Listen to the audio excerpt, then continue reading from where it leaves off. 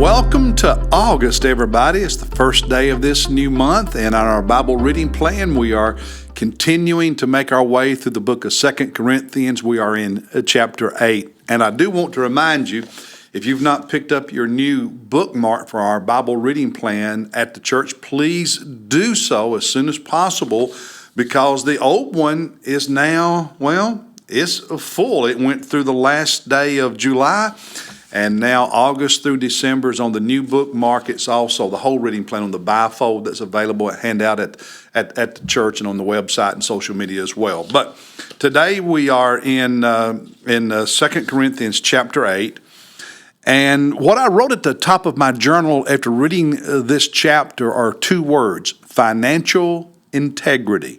Financial integrity. Because in this chapter, Paul begins talking about the offering he has collecting from the churches in Greece and Macedonia and so on, to help the saints, the believers back in Jerusalem, most of whom actually were of Jewish background. And he's doing that because they are struggling, but also I think to build a bridge between the predominantly Jewish church and the predominantly Gentile churches that he has been planting. So he's collecting this offering. He talks about it for several chapters here. And he encourages the Corinthians to finish what they started. In other words, they had previously made a commitment to give to the offering, and he's encouraging them to follow through with that and to be ready so upon his arrival, the offering will be collected and they won't be scrambling. But starting at verse 18, he describes some of the steps he's taking to ensure integrity and minimize people having questions about the offering, questions about his integrity and what's actually done with the money. And let's read that starting at verse 18, and then we can talk about it a little bit. He says, "We have sent him and the others who are with him. We have sent along with him the brother whose fame in the things of the gospel has spread throughout all the churches." Not sure who that was, maybe Apollos. And not only this, but he has also been appointed by the churches to travel with us in this gracious work, which is being administered by us for the glory of the Lord himself and to show our readiness. Now verse 20, taking precaution so that no one will discredit us in our administration of this generous gift. He says there are some precautions we're taking so that no one can criticize, no one can discredit us, how we're administrating, how we're handling the money.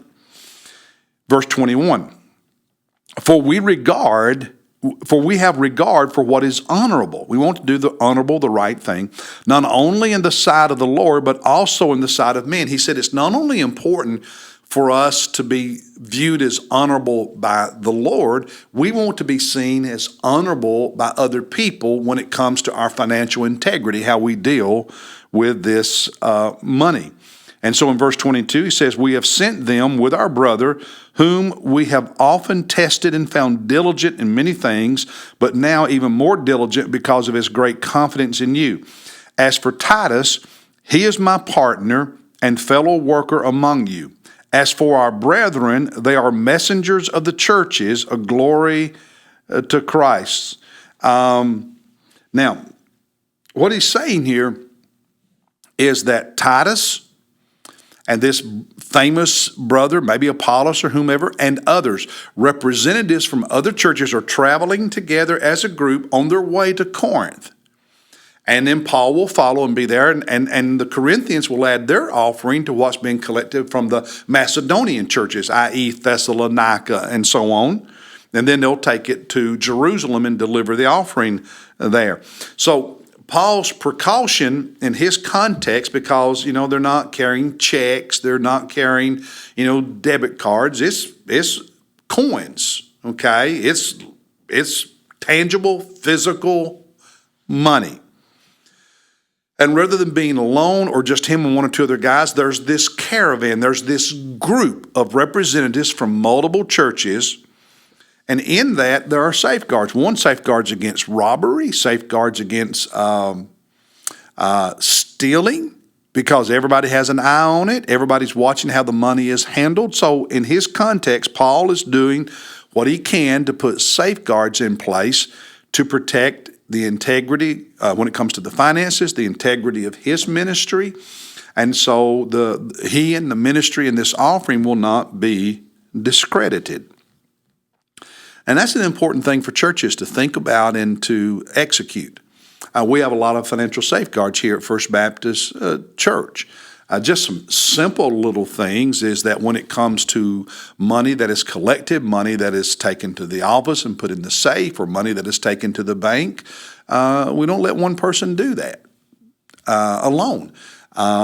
Pastors cannot sign checks, cannot write checks. Every check has to have at least 2 signatories.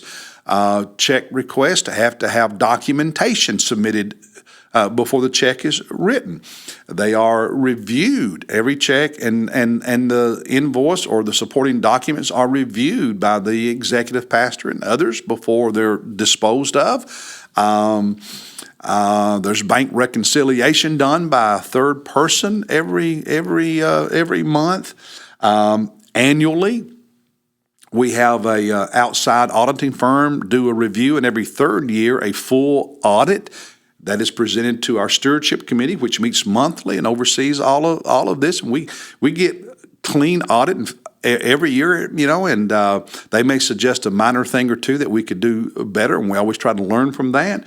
But in fact, they use many of our procedures as an example to other churches because we do such a good job with that. And that's important. And I think just being transparent, when I came as pastor in '87, the church had no issues. But that wasn't long after all the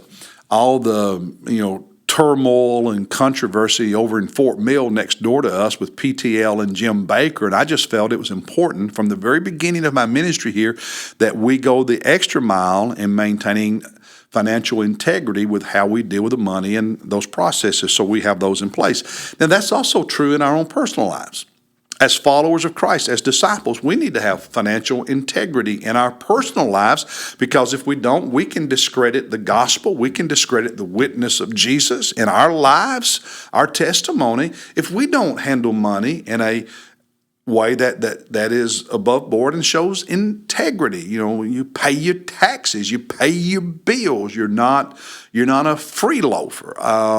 The Bible talks a lot about that. So financial integrity is important in the ministry and in churches. Financial integrity is important in your business. Financial integrity is important in your personal life. Why?